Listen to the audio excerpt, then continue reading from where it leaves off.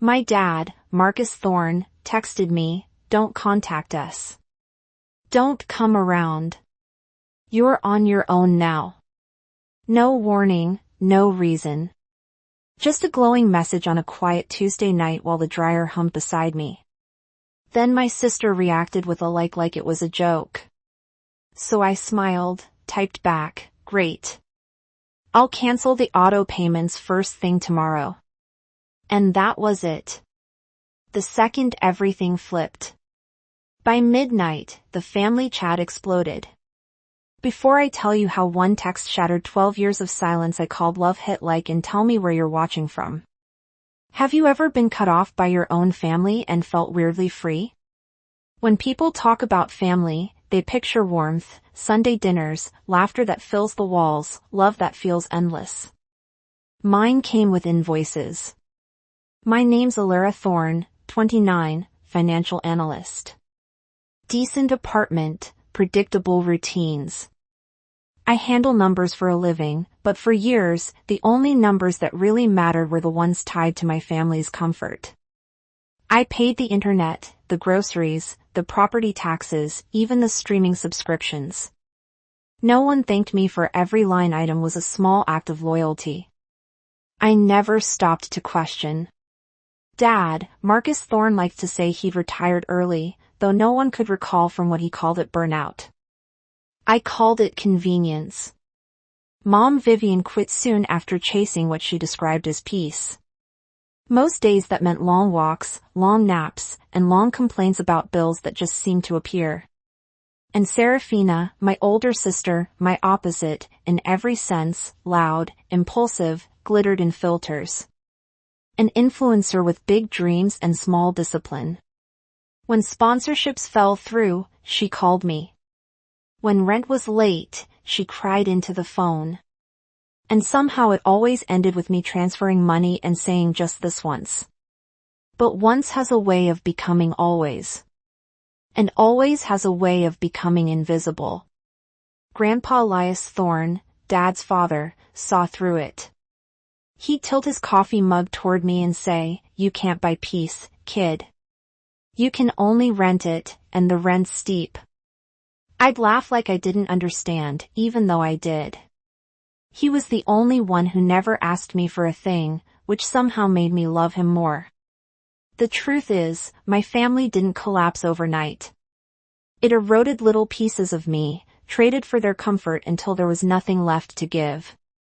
When the text came that night, it wasn't betrayal. It was confirmation. The bill for 12 years of quiet sacrifice had finally come due. Dad's message hit like a hammer. Don't contact us. Don't come around. You're on your own now. Serafina's reaction, a simple thumbs up, was colder than the words. No explanation, no call, just that tiny blue icon flashing under my father's cruelty. I stared at the screen, my reflection ghosted in the glass. For once, I didn't feel panic. I felt air. I typed back, "Great, I'll cancel the auto payments first thing tomorrow." It wasn't anger that moved my thumbs. It was balance. The math had finally evened out. By midnight, my phone was glowing like a warning light. Missed calls stacked like dominoes. Mom pleading, Dad demanding, Serafina gaslighting. But I didn't reply. I poured a glass of water, turned off the dryer, and whispered to myself, "This is what stopping sounds like." It wasn't revenge. It was a reset. And by the time the first hint of dawn touched the window, I knew the silence that followed would be louder than anything I could ever say. The messages didn't stop that night. They multiplied. My phone buzzed until it felt alive in my hand. By 1 o'clock in the morning, there were 47 unread texts and 8 missed calls. The last one was from Mom. What kind of daughter talks like that to her family? I didn't answer. I just turned the screen face down and listened to the silence press against the walls. When dawn crept in, I was still awake. The apartment smelled faintly of detergent and lavender, clean but empty. For the first time in years, I didn't have a bill to pay, a phone call to make, or a favor to fix. The quiet felt wrong, too wide, too new. At 6 a.m., my phone rang again. The name flashing across the screen wasn't one I expected. Grandpa Elias. "Morning, kid," he said.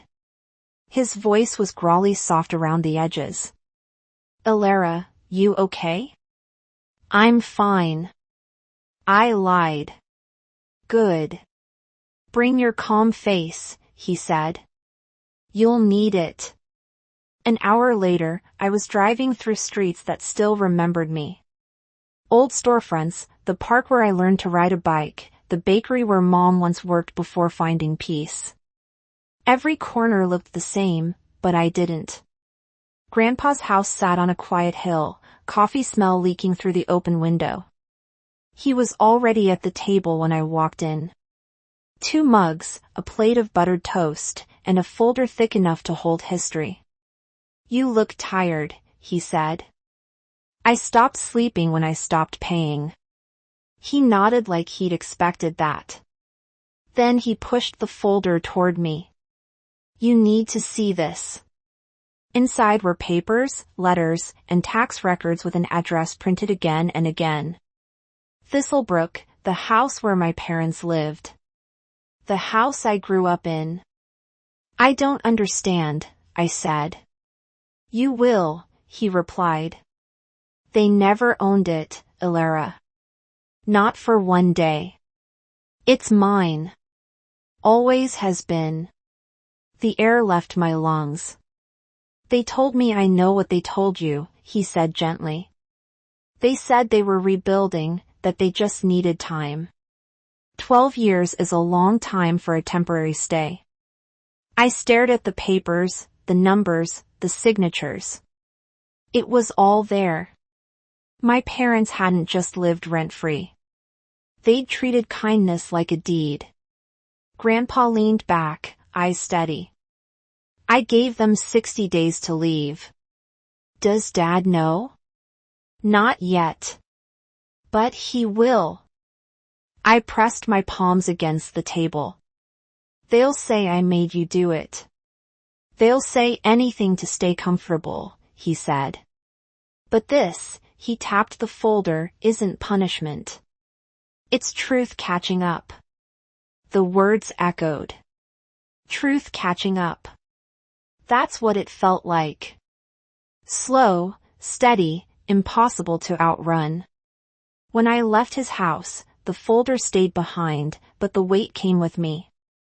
By the time I reached my car, my phone was lighting up again. Dad's name, Mom's name, Serafina's name, all stacked on top of each other. I didn't pick up. I just whispered, "Let them call." Started the engine and drove home to the sound of my own breathing. 2 days passed before the next blow landed.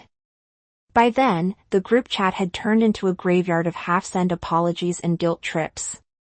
Serafina's last message was a voice note. Her tone cracked and furious. "You think cutting us off makes you better? You've ruined everything." I didn't respond. I'd learned that silence travels farther than anger ever could. That morning, Grandpa called again. "They got the letters," he said. His voice was calm, like he was announcing the weather. "And they're spinning. Your dad called me cruel. Your mom said she can't believe I do this to family." I let out a slow breath. "You knew they'd say that." He chuckled softly. "People only call it cruelty when the free ride ends." The world outside was bright, but I couldn't feel it. At work, I sat at my desk staring at spreadsheets while my phone vibrated under a pile of papers. I muted every notification. For once, I didn't need to chase balance on someone else's behalf. That night, I stopped by Grandpa's again. The house smelled like coffee and sawdust, steady, grounded. He was in the kitchen sealing 3 envelopes. They'll get these tomorrow, he said. What are they? Certified copies of the notice. Legal follow-up. Paper doesn't flinch when people cry. He slid one across the table for me to read. It was simple, almost kind notice of termination of occupancy, 60 days. Beneath it, his signature, strong and clean. I sat down. They'll hate me for this. He looked up. They already do, kid. Not because you hurt them, but because you stopped bleeding for them. Something in me cracked open. Then not pain, but relief. For years, I'd been the invisible foundation of their peace. Now I could finally step out from under it. When I got home, I opened my laptop and began what I should have done long ago. I canceled every auto payment tied to their address, utilities, taxes, even the streaming service Serafina used to film her relatable videos. With each click, the air in the room grew lighter. Click water, click electric, click gas. The last one was property tax. I hovered over the confirm button for a long moment before pressing it. The next morning, a storm of texts poured in. Dad, how could you do this to your own parents? Mom, we raised you better. Serafina, you're dead to me. I read them all while sipping coffee in my kitchen. Then I put the phone down and whispered, good. Let the old version die. Grandpa called later to check in. They'll fight, he warned. When comfort ends, people panic. Let them, I said quietly. I'm done renting peace. For the first time, he didn't sound worried. That's my girl, he said. That night, I slept without checking my phone. The silence was different now. No longer empty, just earned. The storm didn't break. It performed. By the time Saturday rolled around, Serafina had turned the family fallout into content. A screenshot of our old house, a crying selfie, a caption dripping with victimhood. We're being thrown out of our own home. Sometimes family turns into strangers. Pray for us. It took exactly 4 hours for her post to explode. Hundreds of sympathy comments poured in. So heartbreaking. Money makes monsters. How could your sister do this? I sat at my kitchen table, scrolling through them in silence, a mug of tea growing cold beside me. Each comment was a stranger's finger pointing at me. Then came the calls. Aunt Clara, first voice trembling with disbelief. Honey, what's going on? Your mom says they're being evicted. They are, I said. Evicted from their own home. Not their home, I corrected, my tone steady. Grandpa's. They've lived there rent-free for 12 years. He's ending it, silence, then a soft, stunned, oh. That sound, that small crack in her certainty was the first domino to fall. By evening, Uncle Julian texted, not surprised. Always knew Marcus was milking your granddad. Genevieve, our drama-hungry cousin, sent me a screenshot of Serafina's post with 3 words, still love you, though. But the real shift came Sunday afternoon. Grandpa Elias sent an email to everyone in the family thread with the subject line, facts regarding the residents at Thistlebrook. I opened it and read the words that would end the performance. The property at Thistlebrook is legally owned by me, Elias Thorne. My son, Marcus, and his family have lived there rent-free since 2013. They have not paid utilities taxes or upkeep for over a decade. My granddaughter, Alara Thorne, has covered these costs entirely from her own income for the last 4 years. I have issued a 60-day notice for them to vacate. This decision was mine alone. Being family does not exempt anyone from responsibility. The message hit like thunder. Within minutes, replies poured in, some apologetic, others shocked. By evening, Serafina's comment section began to shrink. Sympathy emojis vanished.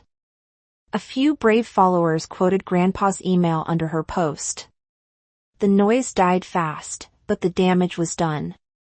Mom doubled down at the one place she still had an audience, the church.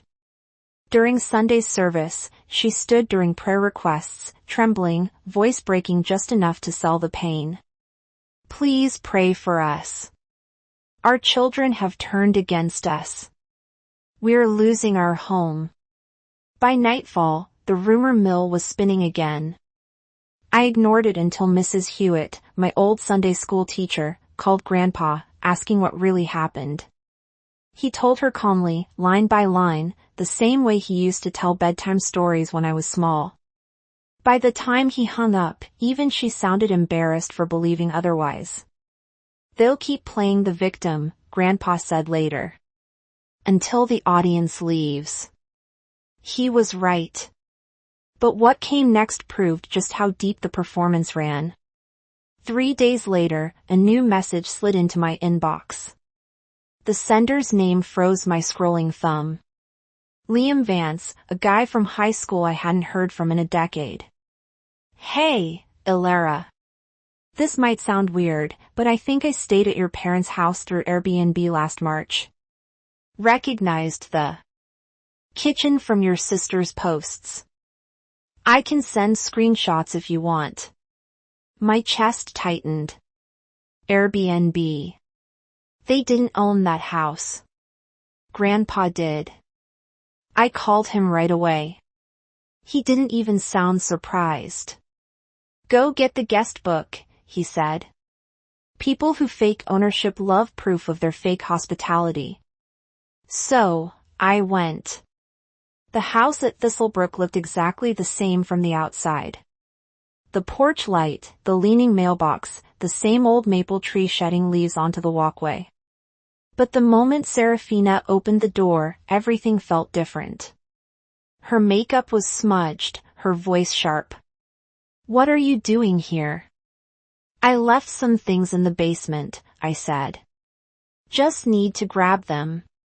She hesitated. Make it quick. Mom's upstairs. The air inside smelled like cheap perfume and candles. Trying too hard. The walls were lined with small corny signs. Welcome guests. Stay cozy. Wi-Fi Thistlebrook 2023.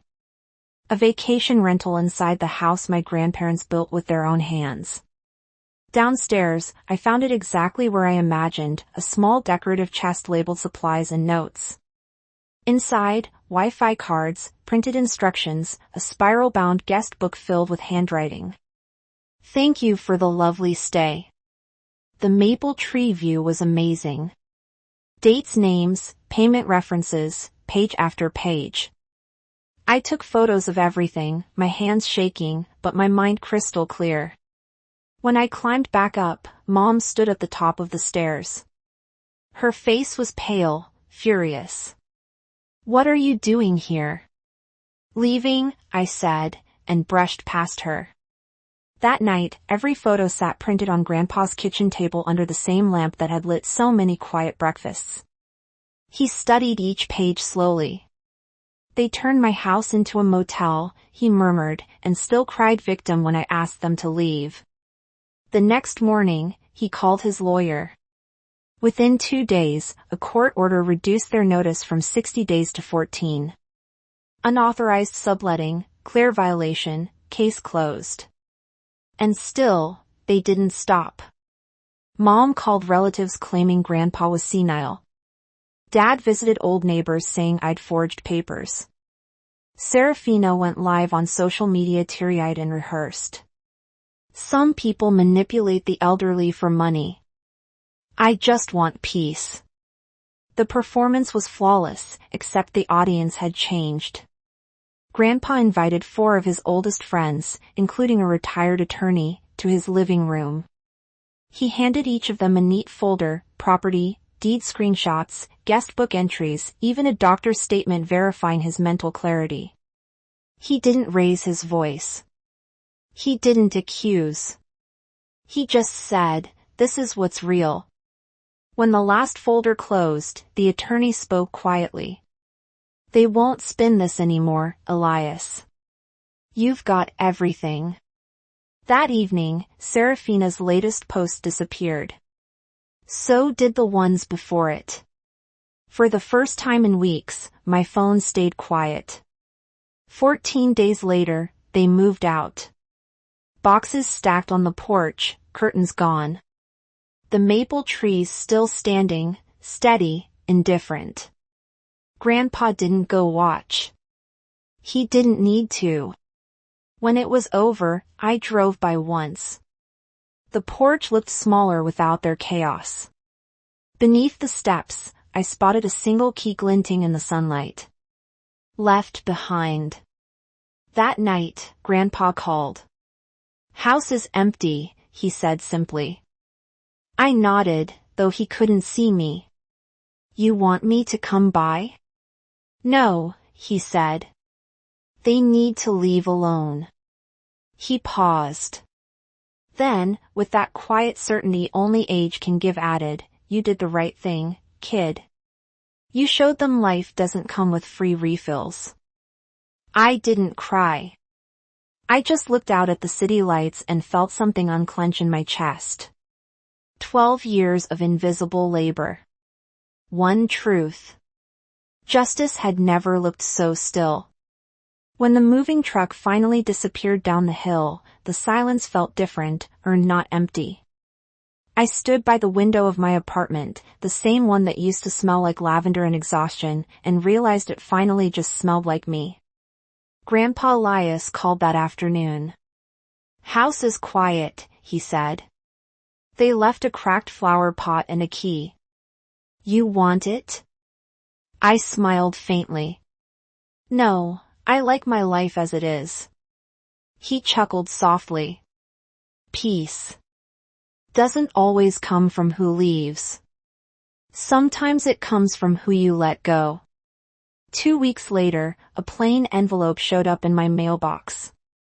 Dad's handwriting. Inside was a letter and a half-filled loan form with my name already typed in as cosigner. No apology, just manipulation, wearing a polite mask. For a moment, I just stared at it. Then I laughed. Not bitter, not angry, just tired. I took a photo of the form, sent it to Grandpa and said, "Guess they're still digging."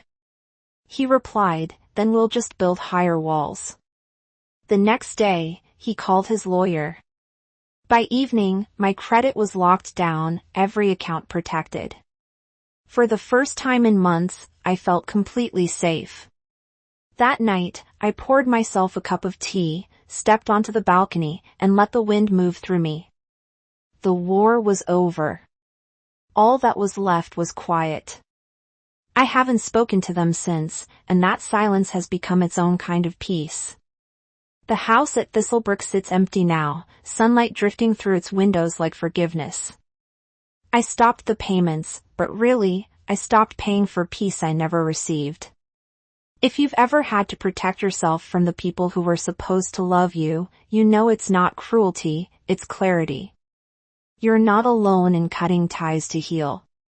Hit like, share your story in the comments and subscribe for the next video.